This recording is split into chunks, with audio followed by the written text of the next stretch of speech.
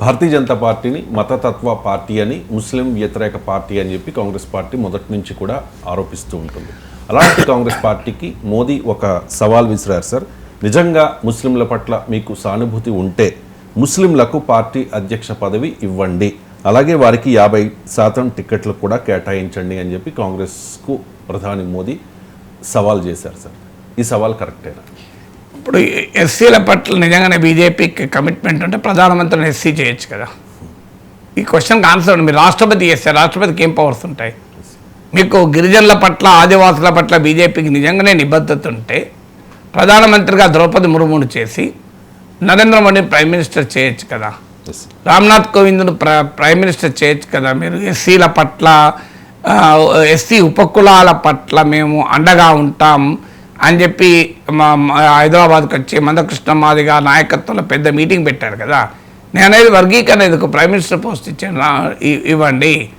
రామ్నాథ్ కోవింద్కో ద్రౌపది ముర్ముకో మీరు prime minister post ఇచ్చేయండి. ఇచ్చేసి మీరు ప్రెసిడెంట్గా ఉండండి నరేంద్ర మోడీ, అయిపోతుంది కదా. అంటే ఆన్సర్ ఉంటుందా? సో అందువల్ల మాట్లాడే ఆర్గ్యుమెంట్ అప్పుడు బేసిస్ ఉండాలి. ఇప్పుడు ఇష్యూ ఏంటి? ఇష్యూ కాంగ్రెస్ పార్టీ 50% ముస్లింలకు ఇస్తుందా? 2024 ఎన్నికలప్పుడు ఇదే రాజకీయం. ముస్లిం, మందిర్, మసీద్, ముజ్రా, మంగళసూత్ర అని ఇదే రాజకీయం చేశారు. మళ్ళీ ఇప్పుడు అదే రాజకీయం. నరేంద్ర మోడీ దేశ ప్రధానిగా 11 ఏళ్ళు ఉన్న తర్వాత ఈ దేశ ఆర్థికాభివృద్ధి సాధించాం, ఈ దేశంలో స్మార్ట్ సిటీస్ నిర్మించాం, స్వచ్ఛ భారత్ను సాధించాం, డిజిటల్ ఇండియాను సాధించాం, స్టాండప్ ఇండియాను సాధించాం, వికసిత భారత్ సాధించాం. ఇవి చెప్పుకొని ప్రజల దగ్గరికి వెళ్ళాలి తప్ప ఇంకా హిందూ ముస్లిం అని ప్రజల మధ్య ఉండే మతపరమైన విభేదాలను జలింపజేసి ఇంకా అధికారంలో పెట్టుకోవాలంటే ఆశ్చర్యం వేస్తుంది. ఏదో కొత్తగా పవర్లోకి రావడానికి ఏదన్నా చేశారన్న అర్థం చేసుకోవచ్చు, కానీ 11 ఏళ్ళ తర్వాత ఈ track record should be enough కదా. నేను నేళ్ళు గొప్పగా పాలించాను, నాకు ఓట్లేయండి అనాలి తప్ప ఇంకా ఈ మతం పేరిట పంచాయతీ ఏంటి అనేది క్వశ్చన్. ఇక బీజేపీని అడుగుతున్న ప్రశ్న అది కాదు. బీజేపీ ప్రశ్న ఫండమెంటల్ క్వశ్చన్ ఏంటి? అసలు బీజేపీ కేంద్ర క్యాబినెట్లో ఒక ముస్లిం లేడు. సో దేశ జనాభాలో 14% ఉన్న ప్రజానీకానికి దేశాన్ని పాలించే పార్టీ కూడా కాదు, కూటమి. మళ్ళీ మిత్రపక్షాలు చెందిన వాళ్ళని ఎవరైనా ఉండొచ్చు, అది కూడా లేదు. Not a single minister. అంటే how do inspire confidence in the people? అది కదా. ఆఖరికి మైనారిటీ అఫైర్స్కు సంబంధించిన మంత్రిత్వ శాఖ కూడా మైనారిటీలో అతిపెద్ద మైనారిటీ అయిన ఒక ముస్లింకి ఇచ్చే పరిస్థితి లేదు. ఎందుకు లేదు అంటే మనుషులు లేరు. మీరు కేసీఆర్ ప్రభుత్వం ఉన్నప్పుడు మహిళా శిశు సంక్షేమ శాఖ జగదీష్ రెడ్డికి ఇచ్చారు, ఎందుకంటే మహిళే లేదు ఫస్ట్ టర్మ్లో. ఆఖరికి మహిళా శిశు సంక్షేమ శాఖ కూడా పురుషులకు ఇచ్చారు. సో అలా ఉంటుంది వ్యవహారం. అక్కడ కదా క్వశ్చన్.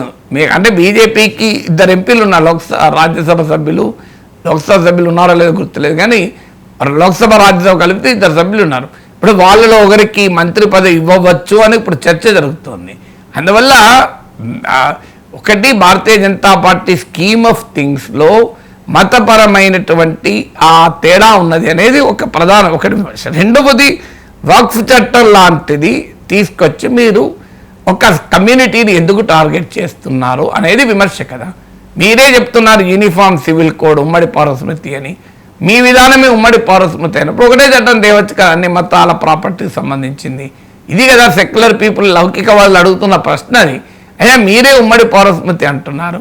మీరే ఉత్తరాఖండ్ నుంచి అస్సాం వరకు మీ ప్రభుత్వాలు ఉన్న చోట ఉమ్మడి పౌరస్మృతి తెస్తున్నారు. ముస్లింలకు ప్రత్యేకంగా వక్ఫ్ చట్టం ఎందుకు? హిందువులకు ప్రత్యేకంగా ఎండోమెంట్ యాక్ట్ ఎందుకు? సిక్కులకు ప్రత్యేకంగా సిక్ గురుద్వారా ప్రబంధక్ కమిటీ చట్టం ఎందుకు?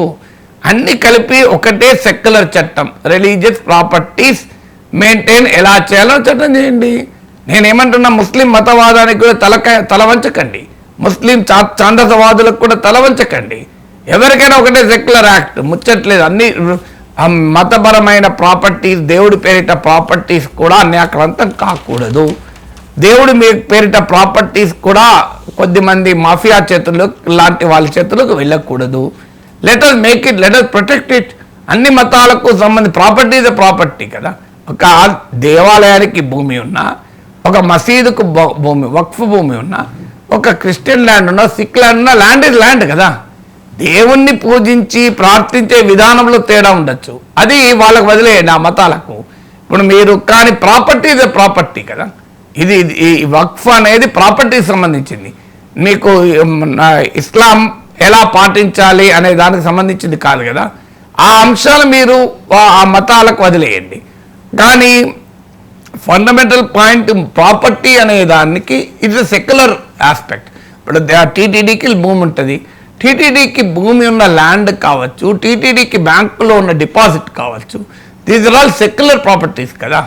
మీకు దేవునికి ఎలాంటి నైవేద్యాలు ఇవ్వాలనేది ఆగమ శాస్త్రం. ఇక్కడ బ్యాంకులో డిపాజిట్ ఆగమ శాస్త్రానికి సంబంధం ఉన్నది కాదు కదా, ల్యాండ్ ఆగమ శాస్త్రం సంబంధం ఉన్నది కాదు కదా. ఇస్లాంలో ఏ రకంగా ఉండాలనేది వారి మతం సంబంధించింది, కానీ ఇది ల్యాండ్ మతానికి సంబంధించింది కాదు కదా. అందుకే these are all secular entities కనుక అన్ని మతాలకు కలిపి ఒకే చట్టం ఎందుకు తేరు? మీ యూనిఫామ్ సివిల్ కోడ్కు అనుకూలమైందే కదా. ఒకే దేశం ఒకే ఎన్నిక, ఒకే దేశం ఒకే ట్యాక్స్ అంటున్నారు కదా. ఒకే దేశం ఒకే మతపరమైన ఆస్తుల చట్టం ఎందుకు తేరు? ఈ ప్రశ్న అడుగుతుంటే మీరు 50% ముస్లింలకు ఇస్తారా, మీరు ముస్లింలను అధ్యక్షుడిగా చేయండి అంటే ఎస్సీల అధ్యక్షుడు ఉండకూడదా? మరి బీజేపీ విధానం అది. ఆయన మల్లికార్జున్ ఖర్గే ప్రెసిడెంట్గా ఉండడాన్ని బీజేపీ సహించలేదా, అంగీకరించలేదా? ఈ ప్రశ్న కాంగ్రెస్ వాళ్ళు రేపు అడుగుతా ఆన్సర్ ఏంటి? మీకు ఎస్సీ ప్రెసిడెంట్గా ఉండడాన్ని మీరు అంగీకరించలేకపోతున్నారు. కాంగ్రెస్ పార్టీ ఎస్సీని అధ్యక్షుడు చేసిండ్రు, మరి బీజేపీ ఎందుకు ఎస్సీని అధ్యక్షుని చేయరు? మీరు ఎందుకు ప్రధానమంత్రి పదవి ఎస్సీకి ఇవ్వరు అంటే ఆన్సర్ ఉండాలి కదా. సో అందువల్ల ఈ రకమైన ప్రశ్నలు వేస్తే ఆన్సర్లు ఉండవు. ఫండమెంటల్ పాయింట్ ఒక ప్రభుత్వం అనుసరిస్తున్న విధానాలు ఎలా ఉన్నాయి, ఆ ప్రభుత్వం తీసుకొస్తున్న చట్టాలు ఎలా ఉన్నాయి, అది ప్రభుత్వాల్లో అధికారంలో ఉన్న పార్టీలు అన్ని వర్గాల, అన్ని మతాల, అన్ని కులాల, సమాజంలోని అన్ని సెక్షన్లను రిప్రజెంట్ చేస్తుందా లేదా, ఇది ఇష్యూ తప్ప ఇష్యూ వల్ల మీరు ముస్లింలు పెట్టండి అంటే వాళ్ళు రేపు కాంగ్రెస్ వాళ్ళు అదే అడుగుతారు. అవునులే మీకు ఎస్సీ పెట్టడం ఇష్టం ఉండదు, అందుకే మీకు ఎస్సీని అర్జెంటుగా ఒక ఎస్సీ నాయకుడు ఉండడాన్ని మీరు సహించలేరు, అందులో చాలా సీనియర్ నాయకులు మల్లికార్జున ఖర్గే తక్షణం తొలగించాలని మీ ప్రయత్నం. అందుకే మీరు ఇప్పటికే ఎస్సీలకు వ్యతిరేకంగా బీజేపీ ఉన్నదని కాంగ్రెస్ వాళ్ళు పెద్ద ప్రచారం చేసి 2024 ఎన్నికలు లాభపడ్డారు. ఇప్పుడు మళ్ళీ ప్రచారం చేసుకోవడానికి అవకాశం ఇస్తున్నారు కదా.